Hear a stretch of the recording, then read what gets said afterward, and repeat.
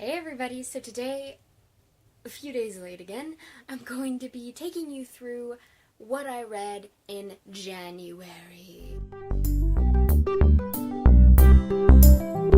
So the first book comes from this massive guy here. It's a bind-up of 3 books in the Daughters of the Moon series. I think it's actually a really long series. I read this so early into January. I think I finished it within the first 1 or 2 days. And it's Into the Cold Fire by, what's her name? Lynn Ewing. They're not the best books, I don't think, and this one certainly wasn't my favorite of the 2 that I've read so far. They were written in the early 2000s, and I think that's what gets me. They kind of date themselves in clothing styles and hairstyles and how people talk, and I feel like that's part of the reason why I don't like this, but it's a super quick read, very quick read, very small books. With that being said, quick read, kind of fluffy, but it's a good read and something that you can kind of relax with. There is a bit of kind of a mythology in there, so it does have this fantasy aspect, and so it is nice in that way, and I really like it, but it's okay. I would give it about a 3 out of 5. You don't need to know a synopsis of this book. Just know that if you kind of like contemporary books that have the same feel to them as Perks of Being a Wallflower, you will probably like this book. It is written in a different style than Perks. It's written in novel format, whereas Perks of Being a Wallflower is written in letters. I'm forgetting what that form is called. But don't go into this book really knowing too much about it. Just, you can speculate from the synopsis, as I said. This next book I have to show you is Charm in Strange by Stephanie Cohen. Don't go into this book with any spoilers. Don't look them up, don't look up reviews. Just know that if you kind of like books that feel about the same as Perks of Being a Wallflower, you will probably like this one. You can speculate all you want from the synopsis, which starts out, I've memorized it, it's 2 sentences, it's not hard. Nobody knows who Andrew Winston Winters is, least of all himself. Just, I'm sorry for the bad dramatics on that. But basically it says that Andrew Winston Winters is one part Win, this, lonely, shy, standoffish person, but he's also part Drew, who is violent and impulsive. And from that, take what you want from it, and then pick up the book and read it, because it really is amazing. It makes you feel things. It's a good book in that way. It makes you feel things. So 5 out of 5, because it was amazing, and look at this cover. I mean, come on, people. Buy the book already. Read the book already. Don't just buy it, read it too. Next one I have is The Maze Runner by James Dashner. I saw the movie before I read the book, so don't kill me on that, but I had really no interest in this book around the time that I would have read it, in terms of like my age and things like that. But I saw the movie with a friend because she wanted to see it. I liked the movie, and I decided, hey, why not? I can buy the set for 20 bucks at half-price books, so why not? And so I did, because I had 20 bucks with me, and I thought they sounded interesting. I did feel like there were some issues with pacing.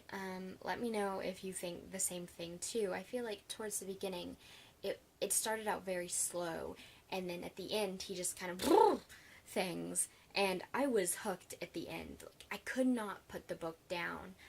It just happened all so quickly once you reached the end, and I really liked the solution to the issue in the book a lot better than I did in the movie, but I kind of understand why they chose what they did for the movie. But I'm going to be moving on to the sequels sometime soon, but not this month, not February. The next one I have is Never Fade, the second book in the Darkest Minds trilogy by Alexandra Bracken. For a sequel, this was absolutely amazing. No, not for a sequel, for a book. This was absolutely amazing. I loved the action. I loved the new characters that were introduced. I really didn't have a beef with any of them, and even somebody that I was supposed to kind of dislike, I really liked. I absolutely adore the characters in The Darkest Minds anyway, but especially the new characters that were introduced. I loved them. I loved them. I loved seeing kind of this different perspective of the experience that we had gotten in the first book. Let me kind of correct myself there. This is not written. It's not the same story in a different perspective. It's a continuation of the first story. I like seeing the different side to the issue. I'm going to stop babbling about it because it was simply amazing. If you have not read The Darkest Minds, it's dystopia, and these children are getting a disease, and a lot of them are dying off, and it sets in around puberty. But the ones who survive are given or develop. For those of you that don't know what The Darkest Minds is, it's a dystopian trilogy, and it's centered mainly on Psy youth, I believe. And what happens is kids around puberty, so about 10, 11, 12, get infected with IAAN. I can't remember what that stands for, but they get infected with that. And it kills off so many of them. The ones who survive develop psychic capabilities. And they're ordered by color, and it's a really neat world, but overall, I give it 5 out of 5. You know, individually in the series so far, I haven't read the third one, and I don't plan to for a few months at least. The next one that I have is 37 Things I Love, in no particular order, by Kekla Magoon. I talked about this book in my January TBR a little bit, and that kind of still stands. I think I had finished it by that time. But it's about a girl kind of figuring out her relationships with people, her friendships, her familial relationships romantically, just all of those things, and she really learns how to treat people. I did have a few issues with this book. Mostly it's the situations that she gets into. It felt a little unrealistic, some things, but maybe that's just because of the person I am. You know, I don't go out and party and drink and hang out with people that do, so I might just be mistaken about what actually happens in a 15-year-old's life. I don't know. It's a beautiful book, but it's definitely a little bit more fluffy, so just keep that in mind. But it was a quick read, and I do recommend it, probably 4 out of 5. I'm finally getting into graphic novels, and I had heard so much about this one, so I decided to give it a try this month, and that is Anya's Ghosts by Vera Brosgol, I believe is how you pronounce her name. I'm awful at names anyway. So it's just a beautiful graphic novel, really nice art style. I enjoyed the way the characters looked, and they seemed to fit their personalities. And I enjoyed the progression of the story. Definitely fun, quick, relaxing. I absolutely adored this book. So this next one is one that I don't have a cover. Book Outlet didn't send it with a cover. It is Before My Eyes by Carolyn Bach. So I'm not going to hold this one up because you'll just be staring at a blue rectangle. So this is about 3 characters, Max, Barkley, and Claire, and it's their different perspectives on their own personal lives, but centered around one main event. It was a good book, and it did kind of make you think about specific things, but overall I thought it was a quick read. It is contemporary, just so you know. I thought that it was a quick read, very easy to read as well. It wasn't hard to read any parts for myself, but it didn't really affect me.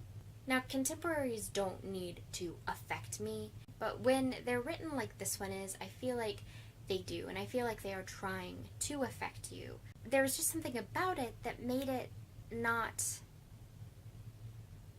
open my eyes. It didn't necessarily make me think about things differently. It didn't stay in my head for very long, and so for that one, I'm just going to have to cut it back, and I think I'm going 3.5 stars, because overall the story was amazing. I love the writing styles, and the different perspectives on kind of this one event was a good choice.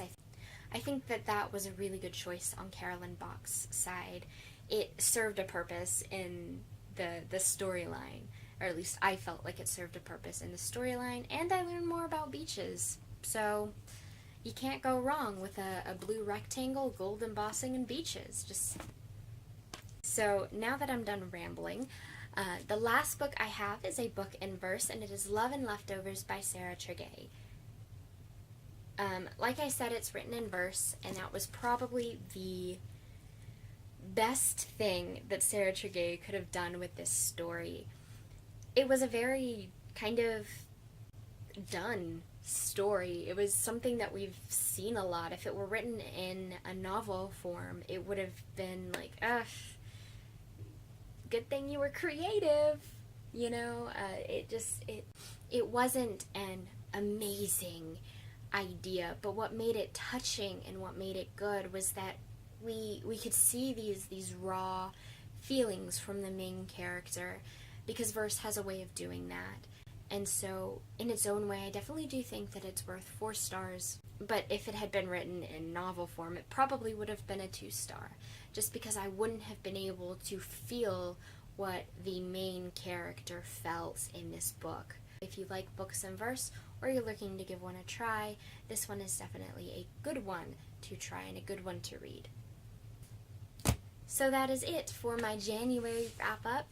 So that is it. Thank you for watching my January wrap-up. Hopefully next wrap-up my reviews won't be kind of so repetitive. Hopefully I'll be a little bit more descriptive. Obviously I'm having a little bit of a trouble with words right now, so I guess we'll just accept that, move on, and I will see you guys in the next video. Bye!